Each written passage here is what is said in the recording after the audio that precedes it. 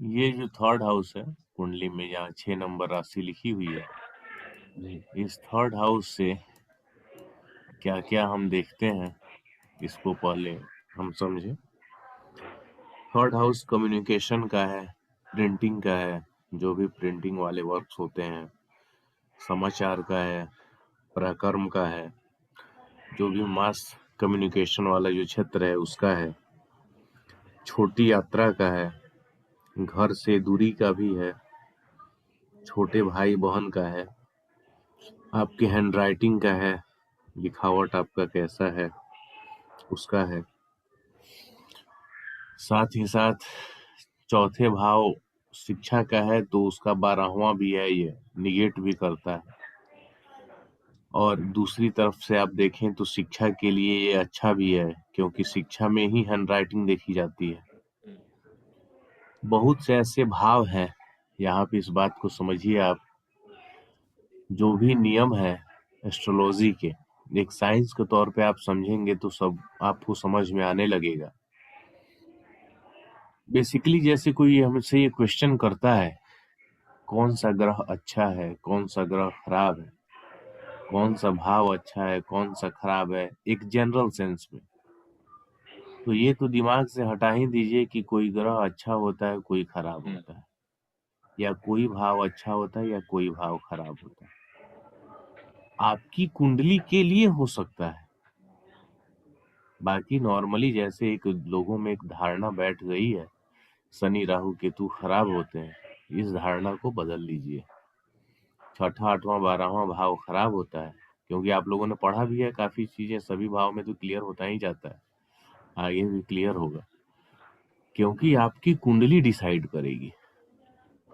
जिस शनि को सामान्यतः हम कह देते हैं बुरा है, शनि की दशाएं में ही लोगों को राजयोग की प्राप्ति हुई है, होता है। शनि आपकी कुंडली में यदि सब कुछ दे रहा है तो शनि बुरा कैसे है? राहु यदि आपको सब कुछ देता है तो राहु बुरा कैसे है? मैंने अच्छे अच्छे लोगों को, बस समस्या यही आती है कि कंसल्टेशन में लोग पैसे खर्च नहीं करते। कई लोगों के मैसेज आते हैं व्हाट्सएप पे कि हमने 3 लाख रुपए उसमें शेयर में डुबा दिए, तो कोई 5 लाख डुबा दिया, तो इस बिजनेस में 10 लाख फंसे हैं। आप एक अच्छे कंसल्टेंट के पास, जो भी आपकी नजर में है, जिनसे भी भरोसा करो, 5,000, 10,000, 20,000 रुपए आप कंसल्टेशन का खर्च नहीं करते हो, 8 लाख 10 लाख रुपए जाके डुबा देते हो, फिर कहते हो कुछ नहीं। सिंपली वहाँ ये भी एक होता है, यदि उपाय आप पूछो आपने क्या किया, तो देखा देखिए एक ट्रेडिशन है लोगों का, हम शनि देव का दर्शन करते हैं, शनि को तेल चढ़ाते हैं, तो किसी ने कुछ गोमेद पहन लिया है, एक ने हमें बता दिया था। अब ऐसे ऐसे लोगों का अपना मतलब एक थिंकिंग है। कुछ लोगों के साथ तो ठीक है, गलत हुआ भी है, लेकिन मैक्सिमम लोगों ने बस प्रॉपर कहीं से कंसल्टेशन नहीं लिया और देखा देखी किसी के बताने में उपाय करते हुए निकल लिए। मतलब 5 लाख आपको शेयर बाजार में इन्वेस्ट करने हैं, लेकिन आप कहीं 5,000 दे के कंसल्टेंसी बढ़िया से आप नहीं लेंगे, जानने के बाद भी। दूसरी बात, शनि देव को जो नॉर्मली लोग जाते हैं तेल चढ़ाने, तो आपकी कुंडली में यदि शनि अच्छा है और आप देखा देखी कहीं टीवी का प्रोग्राम सुनेंगे, गए शनि का तेल अब दान करने लगे, जो अच्छा है उसको तो आप अपने से दूर कर दिए, क्या मतलब बना? तो कभी ये देखा देखी रेमेडी मत कीजिए, और कोई भी ऐसा सब नियम सर्वमान्य नहीं होता है कि वो सब पर लागू हो। इस कॉन्सेप्ट पे से भी बाहर आइए। आपकी कुंडली में गुरु ग्रह भी आपके लिए प्रॉब्लमेटिक हो सकता है, आपका लग्नेश प्रॉब्लमेटिक हो सकता है, आपका भाग्येश प्रॉब्लमेटिक हो सकता है। ये कोई आवश्यक नहीं है। वैसे ही जब हम भावों पर आएंगे, तो कोई भी भाव आपके लिए पार्टिकुलर घटना की बात करें, जैसे हम थर्ड हाउस की ही बात कर रहे हैं, शिक्षा के लिए प्रारंभिक शिक्षा का भाव चौथा होता है, उसके लिए यह निगेटिव भी है। लेकिन दूसरे ही पल थर्ड हाउस से हम क्या देखते हैं, हैंड राइटिंग देखते हैं ना, तो हैंड राइटिंग के लिए पॉजिटिव है तो पढ़ाई में ही ना हैंड राइटिंग आएगी। जी सर।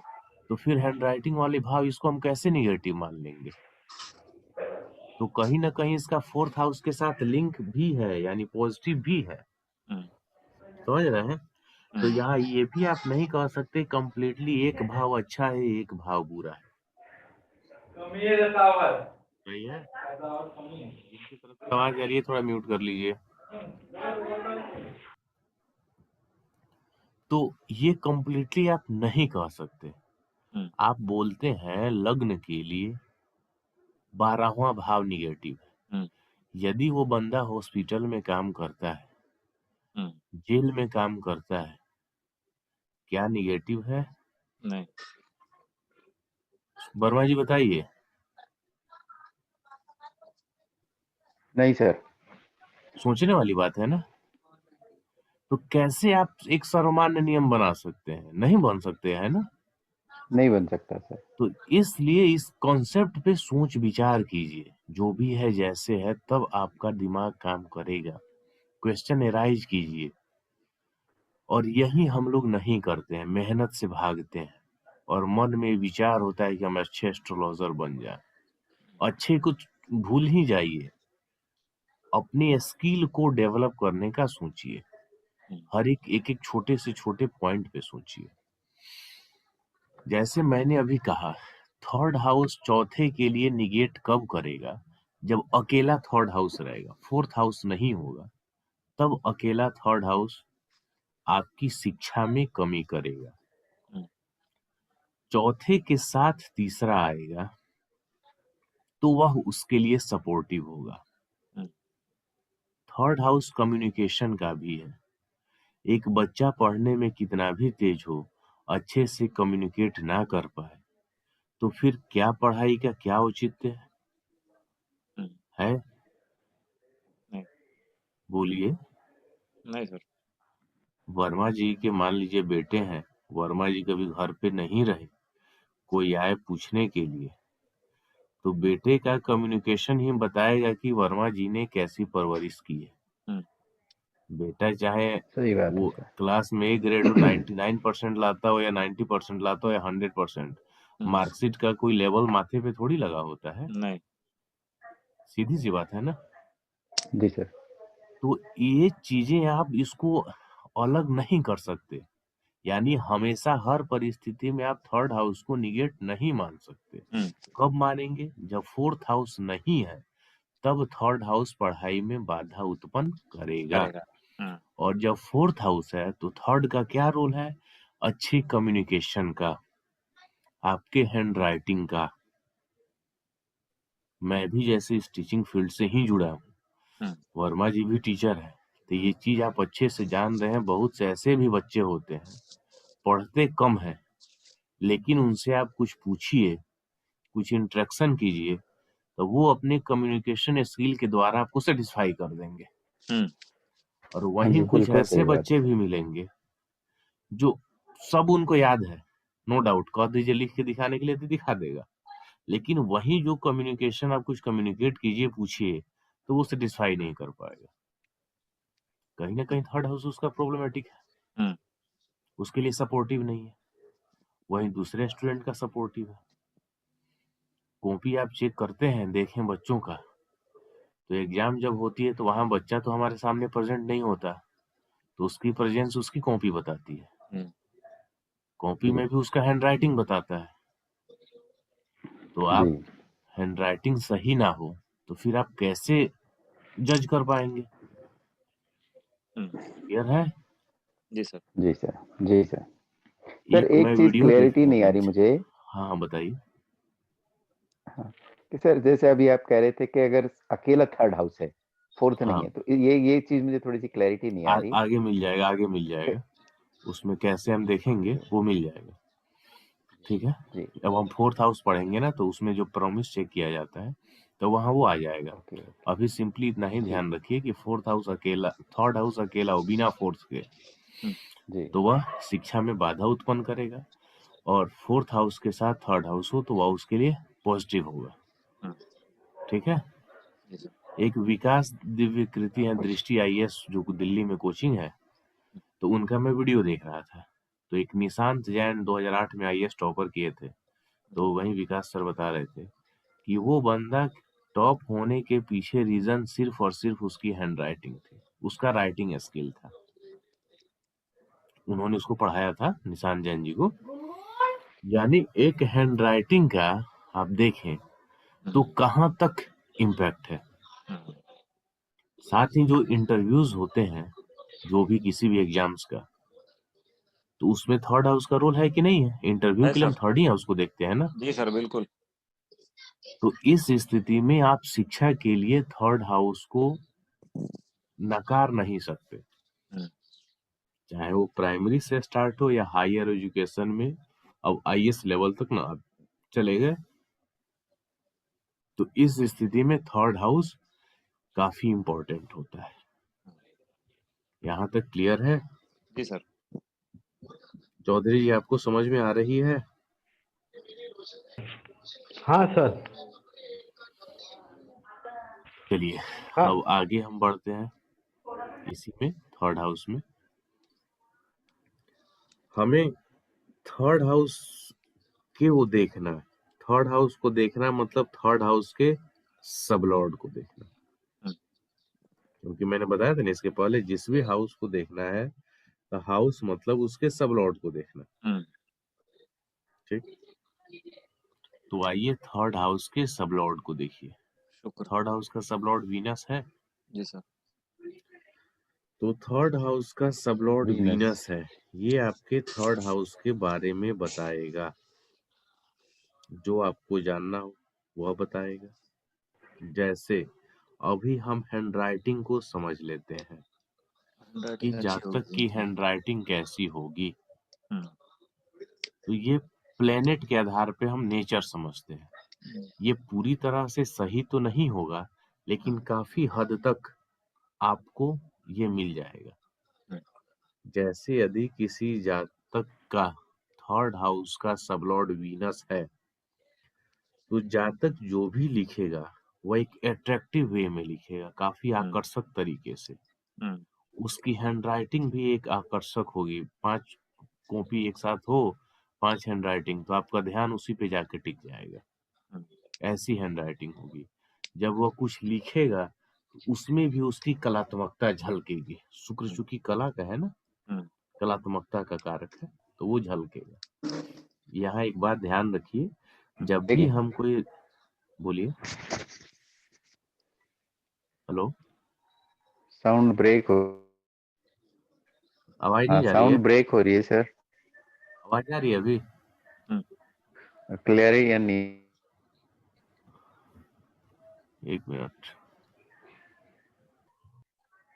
जब हम पढ़ते हैं प्लेनेट के द्वारा, तो कोई भी रिजल्ट को, कोई भी प्रिडिक्शन करते हैं, तो हम वहाँ नेचर का प्रिडिक्शन करते हैं।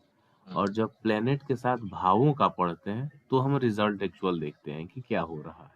हम्म, तो थर्ड हाउस का जब सबलॉर्ड वीनस होगा, तो जातक की हैंडराइटिंग काफी अट्रैक्टिव होगी, और बहुत ही अट्रैक्टिव तरीके से, कलात्मक तरीके से वह अपनी भावनाओं को व्यक्त करेगा। यानी जो भी लिखेगा, अपना आंसर लिखेगा, अच्छे तरीके से लिखेगा।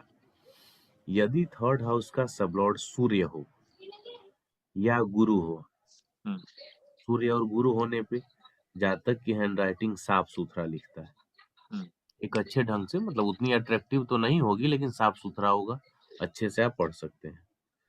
जब चंद्र हो, तो उसकी हैंडराइटिंग बार बार बदलती है। चंद्र जो कि मन का कारक है, परिवर्तनशील ग्रह है, बहुत तेज। कहीं से कुछ, जैसे उसकी पूरा एक पेज आप पढ़ेंगे तो वह लगातार एक फ्लो मेंटेन नहीं कर पाएगा। कहीं कुछ लिख देगा, कहीं कुछ लिख देगा। जैसे मान लीजिए एस्से आपने दिया है इंडिया पे लिखने के लिए, तो जैसे वो स्टार्ट किया, जहां उसको भौगोलिक स्थिति बतानी है उसी पैराग्राफ में राजनीतिक भी डाल दिया।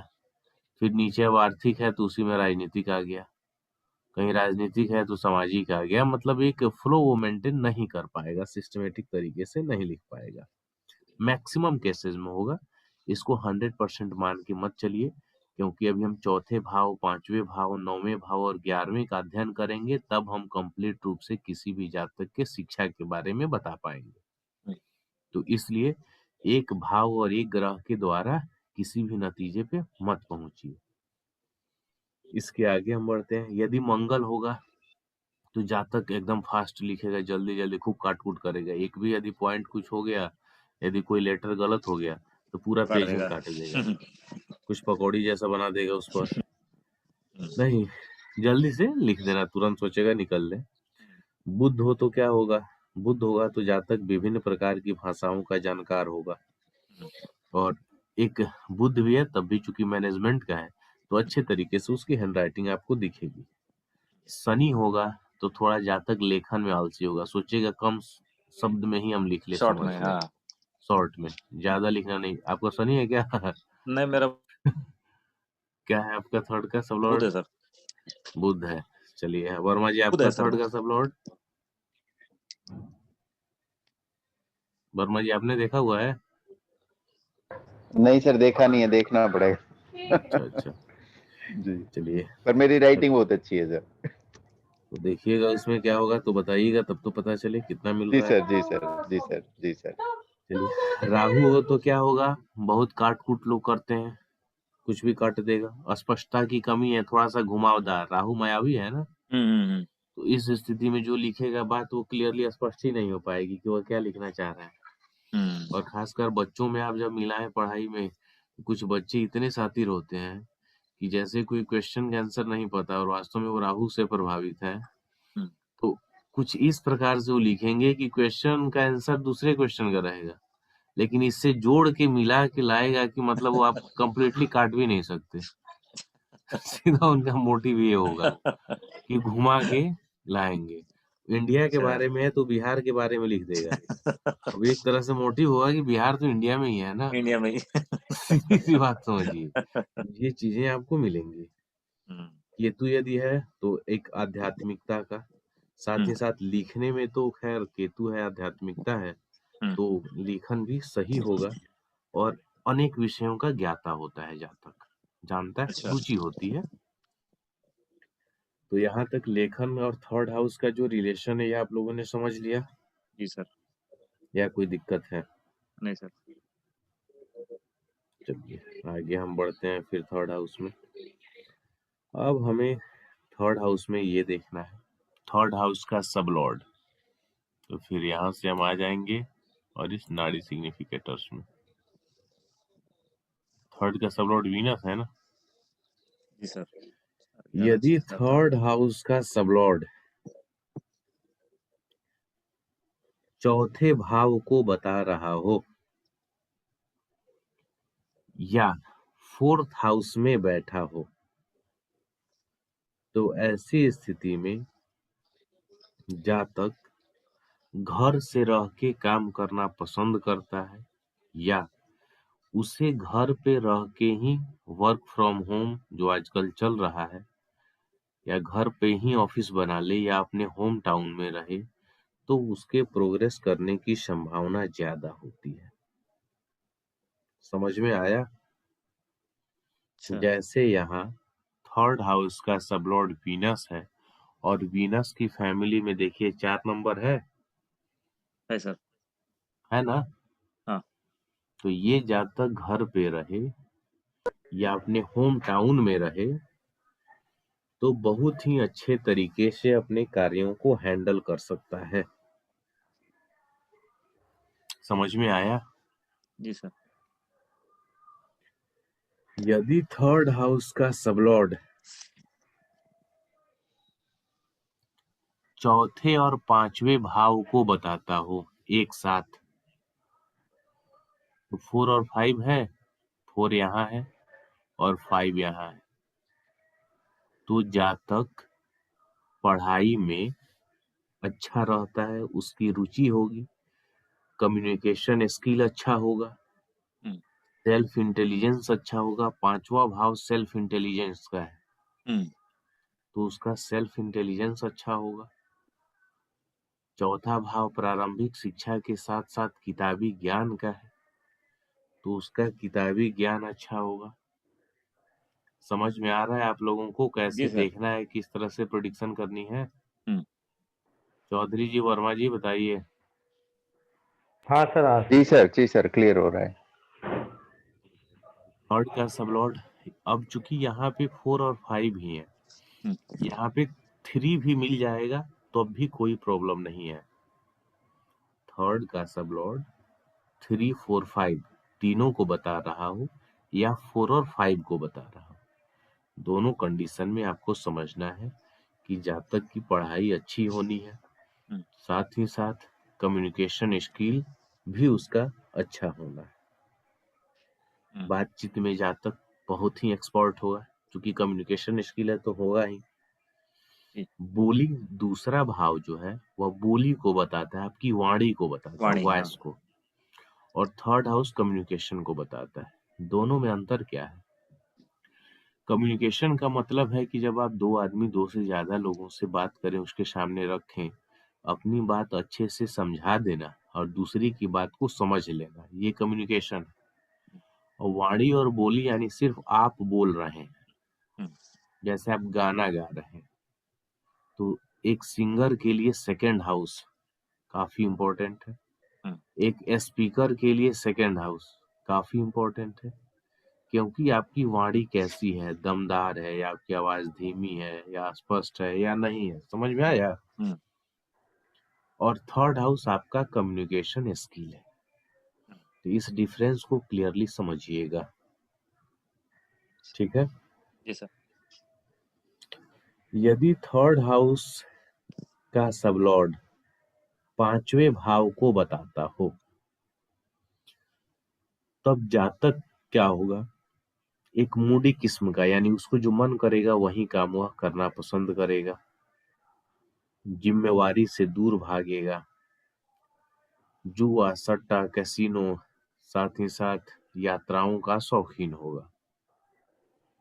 थर्ड हाउस का सबलॉर्ड इसमें 5 है, कहीं दिख रहा है?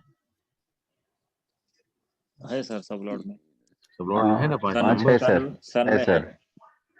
तो इस स्थिति में वीनस ही है, सन मत कहिए, फिर गलत तरीके से आप इंटरप्रेट कर रहे हैं दिनेश जी। हाँ हाँ, सॉरी सर। वीनस का परिवार है, वीनस हाँ कहिए। हाँ, वीनस। तो वीनस में 5 नंबर आना ये बताएगा कि जातक, देखिए कुछ चीजें ये नेचर है, नेचर को बता रहा है। हम्म, कई बार क्या होता है कि समय परिस्थिति के साथ साथ आदत में लोग सुधार करते हैं, लेकिन एक नेचर है वो नहीं बदलता, नेचर सिग्नेचर जनरली लंबे समय तक। तो जिनके भी थर्ड हाउस का संबंध पांचवे से होगा, वैसा नहीं है कि वो जातक काम नहीं करेगा, हम्म, लेकिन जनरली हम किसी भी चीज को देखना है, जैसे कोई कहता है कि मैं ईमानदार हूँ, इसका पता तो तब चलेगा जब आपकी ईमानदारी को टेस्ट किया जाए। कोई ऐसा सिचुएशन आया ही नहीं, आप ईमानदार हैं और पता चले कहीं जा रहे हैं, रास्ते में 1 लाख रुपए गिरा, हम्म, रुपया 1 लाख छोड़ दीजिए, जिस टाइप का आपका स्टेटस है उसी के अकॉर्डिंग गिरा, हम्म, तो उस स्थिति में पता चलेगा कि वाकई आप ईमानदार हैं या नहीं है। हम्म, 10, 20, 50 रुपए, 100 रुपए पर कोई भी ईमानदारी दिखा सकता है। हम्म, उतनी पैसे हो जिससे आपकी ईमान डोलने वाली स्थिति हो, नहीं तो पता चलेगा कि आप ईमानदार हैं या नहीं। तो वही बात है कि जैसे हम ये देख रहे हैं कि थर्ड हाउस का संबंध पांचवे से है, हम्म, जातक घर में अकेले है, पूरी जिम्मेवारी उसी पे है, तो भाग के भी कहा जाएगा। लेकिन सपोज कीजिए 2 भाई हैं, तो उस 2 भाई में जिसके भी थर्ड हाउस का संबंध पांचवे से बनेगा, तो वह सोचेगा, अरे छोटा भाई रहेगा तो सोचेगा अरे भैया कर लेंगे, या बड़े भाई में होगा तो कहेगा अरे छोटे वालों को कर देगा, ये थोड़ा जाओ ना कर दो, मैं इसमें बिजी हूँ, ऐसे बिजी हूँ। मतलब वो दूसरे पे टाल के वो निकल लेगा, थोड़ा सा वो आराम को पसंद करेगा। अच्छा। समझ में आया? हम्म, और अकेले ही है तो किस पे टालेगा? स्वयं ही करना होगा ना। हम्म, तो इस डिफरेंस को समझिएगा कि ज्योतिष की जो रूल है वो समय काल परिस्थिति के अकॉर्डिंग ही लागू है। हम्म, जैसे बलारिष्ट योग जनरली बहुत से वैदिक ज्योतिषी के मुंह से आपने सुना होगा। हम्म, बलारिष्ट योग जनरली उस समय जी हम सर। देखते थे जब मैक्सिमम जो डिलीवरीज थी वो गांवों में घर पे होती थी। हम्म, आज शहरों में 100 में 90, 95, 100 भी मान लीजिए, वो हॉस्पिटल में ही होता है, हम्म, सब कुछ है। तो इस स्थिति में अब वैसे सब योगों का अर्थ भी बदला, चीजें बदली हैं। थोड़ा सा म्यूट कर लीजिएगा लो। तो इस चीज का आपको ध्यान देना है कि किस प्रकार से किस परिवेश में आप हैं, तो उसके अकॉर्डिंग आपको समझना होगा। अब यदि थर्ड हाउस का सबलॉर्ड 10th हाउस को बताता, तो जातक की महत्वाकांक्षा होती है राजनीति में जाने का, राजनीति में जाने का या राजनीतिक व्यक्ति से संबंध बनाने का, या थोड़ी बहुत वह राजनीतिक विचारधारा वाला व्यक्ति होगा। जिस थर्ड हाउस में 10th है नहीं है, मतलब थर्ड हाउस का जो सब लॉर्ड है 10वां भाव नहीं है, लेकिन 10वां होता तो क्या होगा? राजनीतिक सोच विचार वाला व्यक्ति, राजनीतिक लोगों से मेल मिलाप रखने वाली उसकी प्रवृत्ति देखने को मिलेगी। साथ ही साथ 10वां भाव का भी हम सब लॉर्ड आगे राजनीति वाले चैप्टर में आपको मिल जाएगा, वहां 10th और 11th को भी देखना होगा। यदि उनका भी संबंध बन जाए तो फिर ऐसा जातक राजनीति में जाता है। यदि थर्ड हाउस का सबलॉर्ड 11वें भाव को बताता, तो आपके परिश्रम के द्वारा जो आपका पराक्रम है, आपकी इच्छा पूर्ति होती है, आपका विश फुलफिलमेंट होता है। थर्ड हाउस का सबलॉर्ड वीनस इसमें 11 नंबर है जी सर। तो 11 है तो ये विश फुलफिलमेंट होगा। अभी मैं आपको सिर्फ एक भाव के आधार पे प्रेडिक्शन बता रहा हूं, लेकिन ये प्रेडिक्शन थोड़ा चेंज होगा। कैसे चेंज होगा कि इसमें और भी भाव आ रहे हैं, 6 भी है, 7 भी है, 8 है, समझ रहे हैं?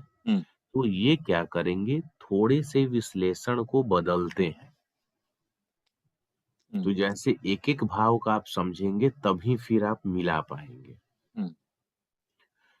तो अब जैसे मैं आपको बता रहा हूं, यहां तक तो मैंने बता दिया। जैसे अब आते हैं थर्ड हाउस का सबलॉर्ड, मैंने आपको बताया था कि 5th हाउस को बताएगा तो जातक अपनी जिम्मेवारियों से भागेगा। ठीक है। साथ ही साथ उसे सुख सुविधा पसंद होगा, मूडी स्वभाव का भी होगा। लेकिन यहाँ पे देखें तो सिर्फ 5वां भाव नहीं है ना, और भी भाव है। तो 6ठा भाव जातक द्वारा किए जाने वाले मेहनत का भी है, लेबर का भी है, और साथ ही साथ इसमें 8वां भाव भी ऐड हुआ है। तो जब एक साथ आप मिला के देखेंगे, जैसे एक साथ मिलाना है, तो पहले 4 और 11 है, तो घर से लाभ, माता से लाभ, जमीन प्रॉपर्टी से लाभ, 4 और 11 का मिल गया। अब 4 और 11 दोनों को हम मिला के एक साथ यहाँ लिख दे रहे हैं। फिर समझिए 4 6 7 8 11, 6 7 8 11 हो गया ना, ये 2 स्टेप मिला के। तो अब मिलाएंगे तो आपको क्या निकलेगा, 4 6 11, 4 6 7 11, 4 6 7 8 11। 8वां भाव आ गया तो थोड़ा सा समस्या क्रिएट करेगा, प्रॉब्लम क्रिएट करेगा। 11वां आएगा तो आपको राहत मिल जाएगी, उस प्रॉब्लम का सॉल्यूशन मिल जाएगा। चौथे के साथ जब हम 8 11 को मिला के देखेंगे तो क्या है, घर पे आप हैं, घरेलू शांति थोड़ी सी भंग होगी, थोड़ी सी समस्या भी आएगी, लेकिन उसका सॉल्यूशन मिल जाएगा। अचानक से आपको लाभ भी होगा। 8वां भाव अचानक का है और 11वां लाभ का है, समझ रहे हैं? 7 8 11 बिजनेस है या कोई भी आपके पार्टनर्स हैं, उनके सहयोग से भी अचानक से आपको लाभ की प्राप्ति होगी। 6ठा भाव मामा के यहाँ का भी है, तो उनकी तरफ से भी आपको लाभ की प्राप्ति होगी, लेकिन बीच में 8वां के कारण थोड़ी सी समस्या भी आपको देखनी पड़ सकती है। इसके साथ में जब हम इस 2 और 5 को भी मिला लें, 2 और 5, तो जब एक साथ अलग अलग देखेंगे काफी कॉम्बिनेशंस बन जाएंगे, लेकिन हम कुछ मेन पे ही आते हैं। तो अब मेन पर आए, जैसे 5वें को जब हमने ऐड कर दिया तो 2 5 और 8 आया। पैसे आप किसी को देंगे, दूसरा भाव पैसा 5 और 8 पैसा फंस जाना, फंस जाएगा। हाँ। आप मांग ही नहीं पाएंगे। 2, 4, 5 शिक्षा के लिए अच्छा नंबर है, परिवार के द्वारा मिला हुआ शिक्षा। 4 और 5 शिक्षा का है, 6 आपके परिश्रम का है, 11वां आपके लाभ का है, लेकिन 8वां भाव है तो बीच बीच में डाइवर्ट करेगा। 5 और 8 प्रेम संबंध का है, 5 और 11 प्रेम संबंध का है, समझ रहे हैं?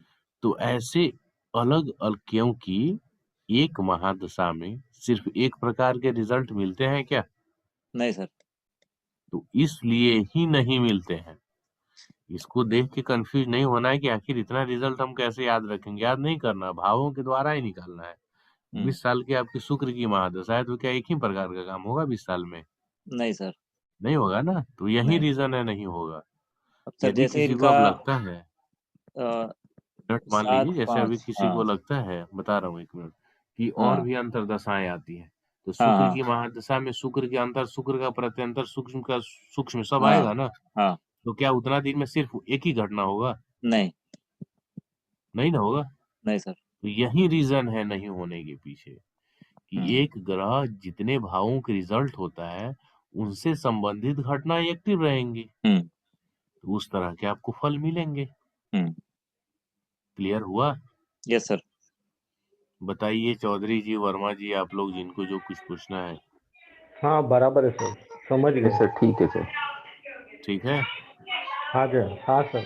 ठीक है, नीलिमा जी, निशा जी और जो लोग हैं जिनको पूछना है वो बताइए। नहीं सर, आया समझ में। क्लियर है? हाँ सर। चलिए अब हम आगे बढ़ते हैं। ऐसे ही धीरे धीरे छोटा छोटा ही कोशिश कीजिएगा समझने का, आसानी से समझ में आ जाएगा।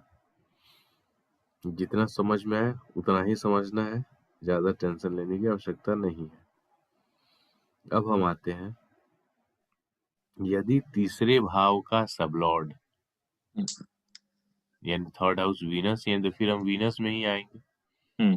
यदि थर्ड हाउस का सबलॉर्ड विषम संख्या को बता रहा होगा, विषम यानी वही ऑड नंबर 1, 3, 5, 7, 9, 11, तो भाई बहन में प्यार देखने को मिलेगा, यानी उनका रिलेशन अच्छा रहेगा। लेकिन 6 और 8 जब आ जाएगा तो रिलेशन खराब होगा। लेकिन दोनों मिले जुले रहेंगे, यानी ऑड और इवन दोनों, तो एक तरह से सामान्य रिश्ता आप कह सकते हैं। जैसे इस कुंडली में 5 और 11 भी है, 7 भी है, यानी 5, 7, 11 3 ऑड नंबर हुए जो इसके लिए अच्छे हैं, पॉजिटिव है, और 2, 4, 6, 8 जो इसके लिए निगेटिव है। किसके लिए निगेटिव है? भाई बहन के संबंध जो हम देख रहे हैं सिर्फ इस एक घटना के लिए। तो सिर्फ इस एक घटना के लिए, यानी आपको जानना हो कि इस जातक का खासकर अपने छोटे भाई बहन के प्रति, थर्ड हाउस छोटे भाई बहन का है ना जी, तो अपने छोटे भाई बहन के प्रति कैसा रिलेशन रहेगा। तो कैसा रिलेशन रहेगा, तो इसमें आपने देखा 3 पॉजिटिव नंबर है, 5, 7, 11 और 4 निगेटिव नंबर है। क्योंकि 11 है तो वह थोड़ा पावरफुल हो गया विश फुलफिलमेंट के लिए। इस स्थिति में आप कहेंगे कि ये मिला जुला बताएगा, यानी एक तरह से तकरार भी होगा उनमें, दूसरे तरफ से देखें तो प्यार भी होगा। और मान लीजिए लगातार निगेटिव नंबर 6, 8, 12 हो जाता और पॉजिटिव में 1 ही 2 रहता, तो मान लेते कि उतनी अच्छी सिचुएशन नहीं है। ठीक है, तो इस तरह से आपको इसमें देखना होगा।